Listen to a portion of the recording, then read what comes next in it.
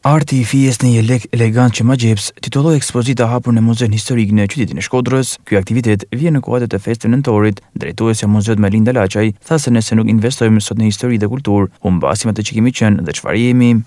Kuadër të javës së pavarësisë të festave të nëntorit, Muzeu Historik vjen me një tjetër aktivitet, që një ekspozitë etnografike, ku në fokus janë jelekët, arti i fijes që ma gjeps.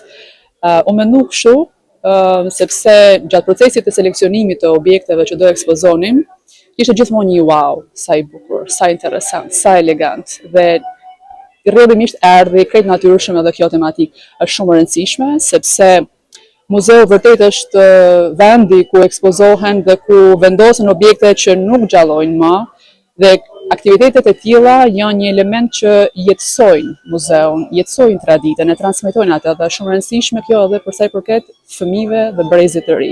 Sepse nëse ne nuk investojmë sot në histori, në kulturë, në etnografi, jo vetëm në inovacion dhe teknologji, humbasim atë çfarë kemi qenë dhe çfarë jemi. Kjo është edhe risia dhe kjo është edhe e bukura, sepse diversiteti i moshave është mjaft i rëndësishëm.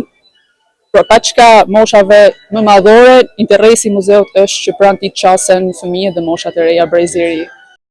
Historiani Ndryshim Lika u ndal në një nga jeleket më të veçantë, atë të motrës tone, e cila i është dhuruar këtij muzeu rreth një muaj më parë. U dhuru Muzeut Historik Shkodër në tetor të këtij viti, një muaj më përpara. Është jeleku i motrës tone, është motra e Koli Dromenos. Pasardhësit e tij kanë rujt jelekën, kanë rujt edhe disa objekte të tjera, janë 8 objekte që ja kanë dhuruar muzeut e veçanta. Ka mundësi me keni katolikeve, por nga tipologjia është i Shqipërisë së Jugut. Tu pas parasysh se si familja i Dromeno vjen nga Çamëria, nga Parga, ka shumë të ngjarë që t'jetë përdorur 2-3 brez në familje dhe pastaj i ka kalu motrës tonë. Ekspozita solli një mori të larmishme të jelekëve dhe punimit të tyre, duke nxitur kuriozitetin e të pranishmëve.